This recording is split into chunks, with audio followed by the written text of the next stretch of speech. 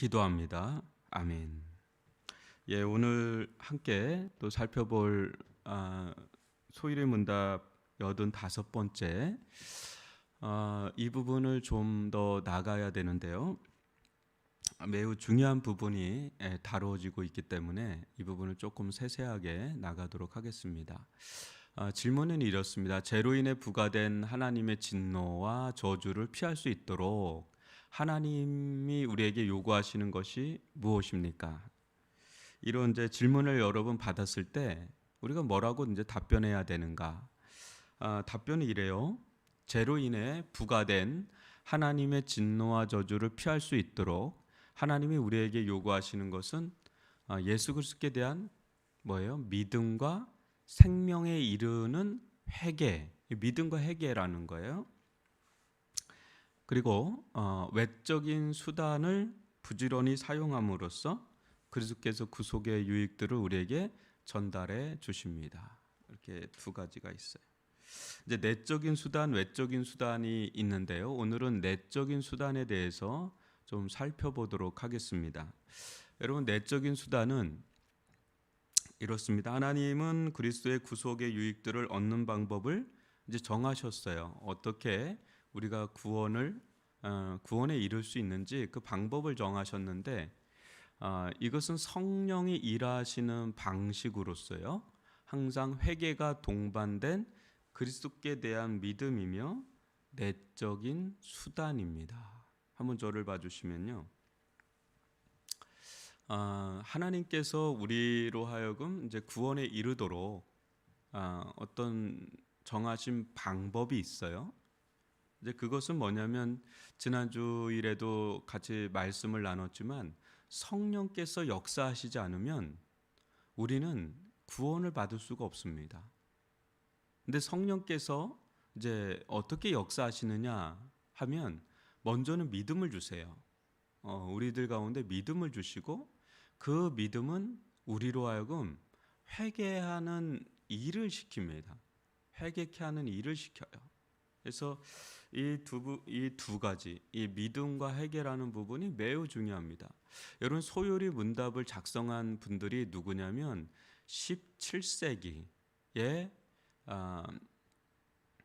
영국의 가장 대표되는 신학자들과 목회자들이 모여서 소요리 문답, 그러니까 쇼트 닥트린, 그러니까 아주 성경을 축약해서 가장 중요한 엑기스들을 교리로 만들었는데 그걸 짧게 만든 거예요. 그러니까 이게 세례 문답과 같이 아주 초신자들에게 한 거지만 되게 베이스죠. 베이직, 그러니까 기본인데 본질적인 거예요. 에센셜한 거죠. 그렇기 때문에 매우 중요해요. 소요리 문답을. 이 소요리 문답을 가지고 수많은 목회자들과 설교자, 신학자들이 굉장히 굵게 그것을 강해한 설교집들이 있어요. 그렇기 때문에 성경을 여러분들이 잘 몰라도 이 소요리 문답만 잘 터득을 해도 성경 전체의 구도가 잡히는 거예요. 그런데 가장 중요한 건 구원이지 않습니까?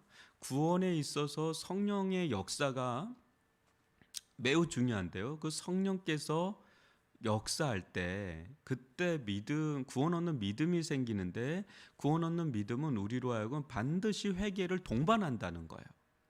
이 부분이 매우 중요해요, 여러분. 회개가 동반되지 않는 믿음은 없어요, 여러분. 그러니까 이제 변화가 그 다음에 일어나는 거예요. 그래서 이 부분을 이제 좀 다루는 건데 그 다음 한번 읽어드릴게요.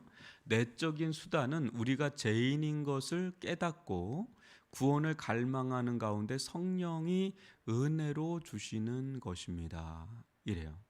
다시 한번 여러분 저를 봐주시면요. 이 성령께서 우리에게 역사할 때 제가 어제도 이야기를 나눴지만 깨닫게 하시는 거예요. 너 뭘 깨닫게 하실까요? 말씀을 깨닫게 하시죠. 이제 듣는 거하고 깨닫는 건 다른 거예요, 여러분. 듣는 거는 언제든지 할 수 있는 거예요. 어떻게 보면은, 그죠? 근데 이거 깨닫는 거, 마음에 받아들이는 거는 전혀 좀 다른 차원이에요. 근데 성령께서 역사할 때 죄인인 것을 깨닫습니다. 알고는 알았어요. 아, 뭐 나 죄인이지 뭐. 그래 끄덕끄덕. 근데 그런 정도가 아니라 어마어마한 감당할 수 없는 죄인인 걸 깨닫게 하는 거는요. 이건 다른 차원이거든요. 이제 그럴 때 뭐가 생기는지 아세요? 하나님의 심판에 대해서도 또 깨달아져요. 그러면서 뭐가 일어나냐면 구원에 대한 갈망이 일어나. 나 여기서 나 어찌할꼬 이제 구원에 대한 갈망이 일어나. 여러분 한번 보세요. 교회는 어떤 곳이에요? 뭐 여러 가지로 이야기를 나눌 수가 있어요. 언젠가는 한번 교회에 대해서 여러분들과 함께 나눌 기회가 있을 텐데, 교회에서 가장 중요한 일이 뭘까? 뭐 여러 가지가 있겠어요. 선교도 해야 됩니다. 구제도 해야 됩니다. 뭐 기도로 해야 됩니다. 뭐 봉사를 해야 됩니다. 뭐 치유 사역을 해야 됩니다. 가정 사역을 해야 됩니다. 구제 사역을 해야 됩니다. 뭐 여러 가지를 막 얘기할 수가 있겠어요. 근데 결국은 중심에 보면 십자가가 있잖아요. 그죠?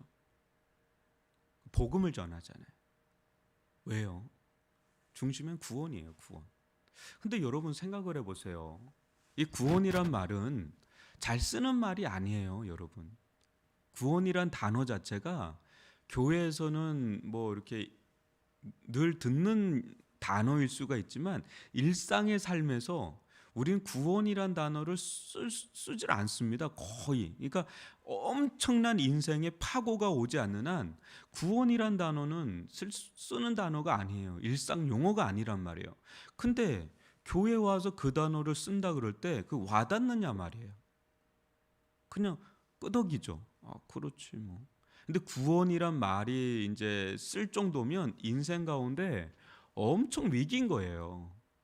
근데 여러분 보시면 우리가 뭐 그렇게 위기인 사람들이 뭐 얼마나 많겠습니까? 안 그래요? 그렇게 위기인 사람은 손에 꼽아요, 여러분. 일반 교회에서도, 교회 내에서도 마찬가지고 교회 밖에서 만나는 사람 중에 엄청나게 위기다. 난 진짜 누군가 나를 구원해 주지 않으면, help me, 나를 구원해 주지 않으면 난 살 수가 없다. 그런 사람 여러분 흔하게 만날 수 있나요? 만날 수 없잖아요.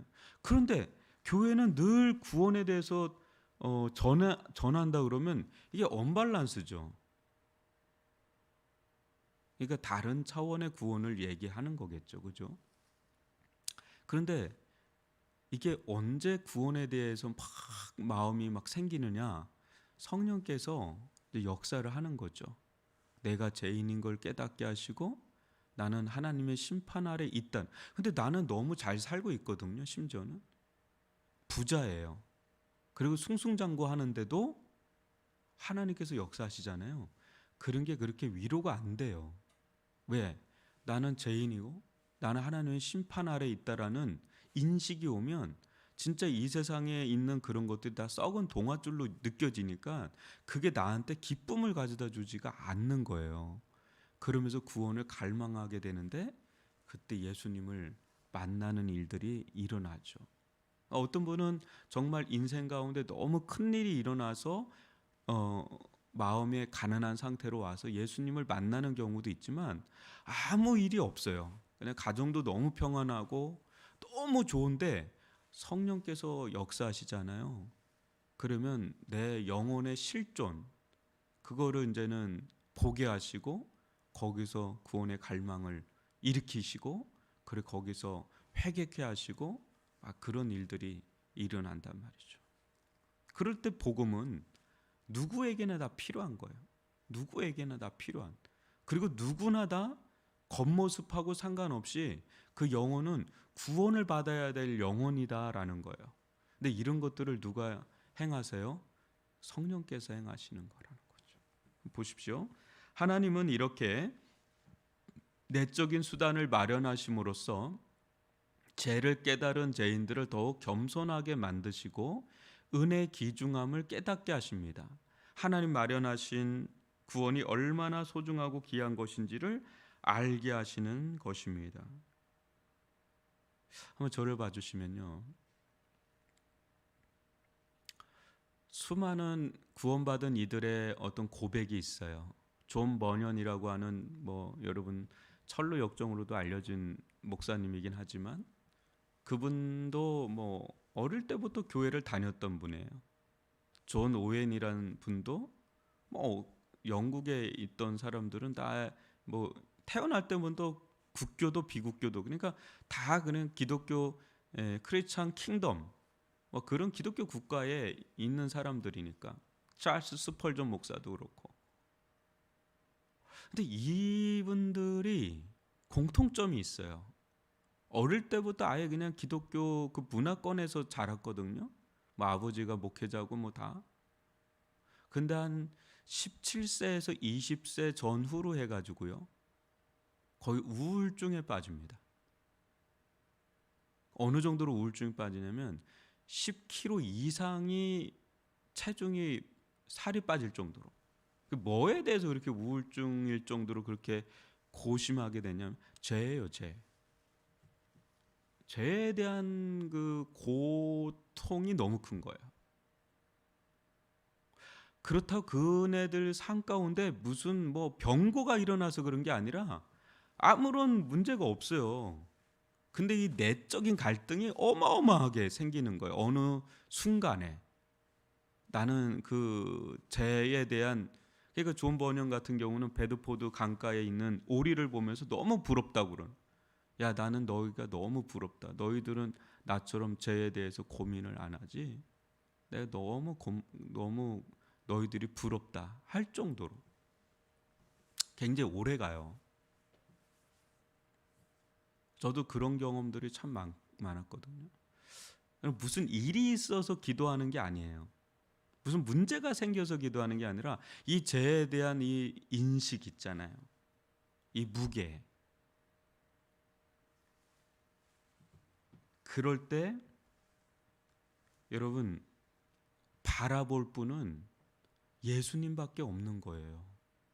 어떤 것으로도 나를 구원할 수 있는 길이 없다라는 그 절절한 마음이 막 일어날 때 그리스도가 보이는 거예요. 저는 대학교 1학년 때도 예수님을 만났지만 대학교 2학년인가 3학년 때 다시 한번 십자가를 깊이 경험한 적이 있어요. 그때 대학교 1학년 때도 예수님을 만났어요. 그때도 회개하고 예수님을 깊이 있게 만나는 그때 제가 첫 회심을 경험했어요. 근데 십자가에 대한 1차 경험이에요. 근데 2차 경험이 또 있었는데 성경을 계속 공부하다 보니까 어느 순간에 이제 1차일 때는 제가 영적인 죄로 회개했다면 2차일 때는 하나님께서 저에게 도덕적인 죄를 어린 시절부터 그걸 보여주더라고요. 깨닫게 하는 거죠. 보여준다 할 때 이렇게 다른 분들처럼 슬라이드처럼 가는 게 아니라 저는 이제 깨달아진 거예요. 근데 저는 그걸 그렇게 큰 죄라고 생각하지 않았었거든요. 근데 말씀을 보니까 이게 어마어마한 죄예요. 그때 제가 어떤 경험을 했냐면 지옥에 빨려 들어갈 것 같은 그런 충격을 경험했어요. 굉장히 충격적이었어요. 그 순간에 진짜 의지하고 바라볼 분은 예수님밖에 없대요. 그때 알았어요. 더 명확하게 안 거죠. 제가 뭘 명확하게 했냐면 예수님은 구원자다라는 걸 아주 너무 명확하게 깨달은 거예요. 예수님은 구원자다. 저는 그 부분이 약간은 희미했어요. 왜냐하면 교회로 온 지가 얼마 안 됐고 뜨거움은 있었지만 그 부분이 아주 명료하진 않았는데 그 2차 십자가 경험을 할 때 아주 명료했어요. 그러면서 그때 깨달은 게 뭐였냐면 대학교 2학년 때 깨달은 게 뭐였냐면 죄를 깨닫지 않는 사람은 절대 예수가 안 보인다. 예수 안 보여요. 왜? 예수님은 구원자로 오셨기 때문에요. 죄로부터 구원하시러 오신 분이 예수거든. 예수라는 이름 자체가 마태복음 1장 18절에 그렇게 나왔잖아요. 죄로부터 구원할 자로. 그러니까 죄를 깨닫지 않는 자에게는요, 예수가 절대로 보이지가 않아요. 근데 보인다면 어떤 분으로 보일까요? 피상적인 예수죠. 좋으신 예수일 거예요. 근데 죄인임을 깨닫잖아요. 십자가밖에 안 보이고 십자가에 달리신 예수님이 나의 주요 왕이에요. 전적으로 그분에게 기대게 돼 있어요. 나를 구원하신 그분에게 완전히 사로잡히게 돼 있어요. 부정할 수가 없어요. 왜냐하면 나를 죄로부터 구원하시는 구원자. 그러니까 죄에 대한 깨달음이 깊을수록 예수님의 은혜가 깊을 수밖에 없어요. 그러니까 사도 바울이 나는 죄인 중에 괴수다라고 하는 이유가 바로 그런 거예요. 그러니까 이 성령께서는요, 이 죄에 대해서 아주 민감하게 만들고 그걸 인식하게 만들고 가난하게 만들어요. 그걸 가난하게 만들고 절실하게 만들고, 그래서 예수 그리스도의 구원의 은혜가 얼마나 값지고 위대한 것인지를 깨닫게 하신단 말이죠. 그래서 값비싼 은혜가 아니라 값싼 은혜가 아니라 어마어마한 값비싼 은혜다라는 것을 깨닫게 하시는, 그게 바로 성령의 내적인 수단으로서의 역사예요. 그래서 한번 보시면 그리스도에 대한 믿음은 그리스도 앞에 어떻게 해요? 완전히 굴복되어서 구속의 유익들을 구하는 것을 의미합니다. 이 믿음은 회개가 항상 동반되는데 이미 자신의 죄에 대해서 끔찍한 것을 경험했고, 이 얘기가 여러분 이게 예수를 만난 자들이 거의 대동소이한 경험들이에요. 그것을 없애려고 노력했지만 스스로의 힘으로 안 된다는 걸 깨달았기 때문입니다. 그래서 죄를 혐오하고 미워하는 것이 그 심령의 영적 습관으로 형성되어 있기 때문에 믿음과 항상 같이 가는 것입니다. 여기서 한번 매우 중요한 이야기를 좀 해드릴게요. 여러분, 예수님을 믿고 난 뒤에 죄에 대한 깨달음이 더 깊을까요? 안 깊을까요? 엄청 깊어지죠. 그죠? 점점 신앙이 좋아진다는 건 뭐냐면 죄에 대해서 더 민감하게 그 부분이 깨달아지는 거. 무슨 말이냐면, 여러분, 웬만한 성도들은 이제는 술 담배라든지 우리가 과거 뭐 이렇게 누가 봐도 이렇게 좀 죄 같은 죄스러운 삶이 많이 사라져요. 그죠? 그렇지만 어떻게 되는지 아세요? 이제는 내 생각과 마음의 움직임까지도 하나님 앞에 선하지 않으면 그거에 대해서 아주 민감하게 회개가 되는데, 신앙생활을 오래 하면 오래 할수록, 우리가 제대로 신앙생활을 하면 할수록 어떤 경험을 하게 되냐면 내가 진짜 죄인이구나를 더 깊이 깨닫는 거예요. 의로운 사람이 될 것 같잖아요. 그죠? 은혜로 의로운 사람이 됐는데 내가 얼마나 죄인인지를 더 깨닫게 돼요. 그러니까 아니 권사님, 아니 집사님, 아니 목사님은 무슨 회개할 게 있어요? 저 같은 것이나 회개할 게 많지 목사님이 뭐 회개할 게 있겠어요? 뭐 이렇게 얘기할 수도 있겠어요. 왜냐하면 겉으로 볼 때 안 그렇거든요. 근데 우리의 깊은 내면 또 생각, 우리의 삶, 참 이 부분에 얼마나 내가 진짜 뼛속같이 죄인이구나. 난 대단한 사람인 줄 알았더니 우린 대단한 사람 아니잖아요. 은혜로 구원받았을 뿐인데 뭐 어느 순간에 막 교만해지기도 해요. 아, 나 꽤 괜찮은 사람이야. 그런데 깊이 들여다보면 우리는 아주 뼛속까지 죄인이라는 것을 깨닫게 되면서 어때요?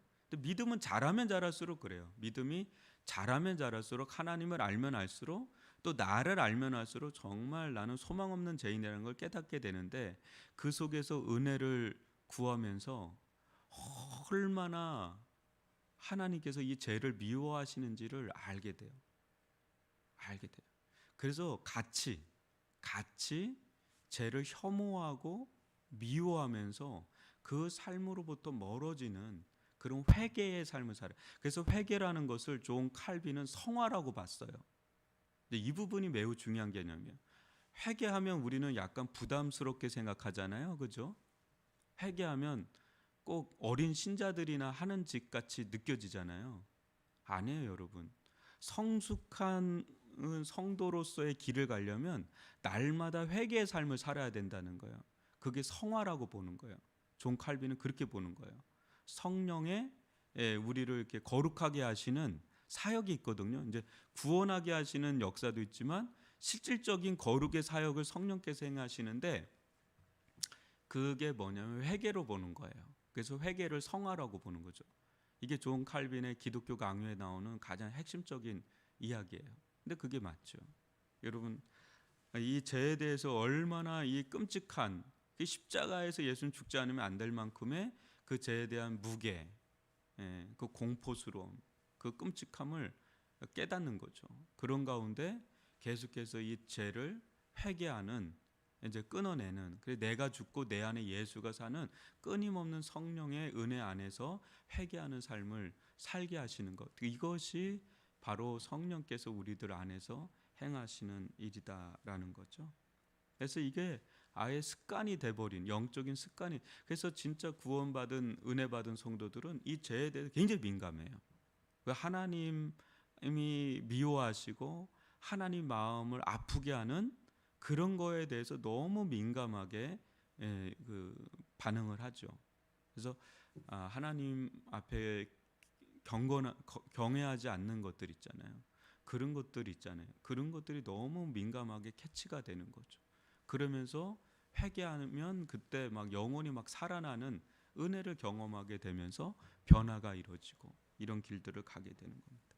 오늘 여러분 내적인 수단에 대해서 살펴봤습니다. 매우 중요한 부분을 살펴봤는데, 우리는 내일이나 이제 좀 되면 이제 외적인 수단을 살펴보겠지만, 여러분 여하튼 하나님께서는 우리들 가운데 죄인임을 깨닫게 하시고 믿음을 불러일으키고 그 믿음을 우리로 하여금 회개하게 하는 그런 일들을 이루세요. 그래서 이 모든 것들이 다 은혜입니다. 하나님께서 이런 은혜를 주시지 않으면 저는 이것을 알 수가 없습니다. 깨달을 수가 없습니다. 주여 은총을 베풀어 주옵소서. 성령께서 저희들 가운데 복음의 말씀의 역사를 행하여 주옵소서. 우리 이 시간 주여 한번 부르면서 이 내적인 수단으로서의 성령의 사역이 매우 중요한데 주여 은혜를 베풀어 달라고 기도하겠습니다. 주님, 저희들 가운데 함께 해주셔서 감사를 드립니다.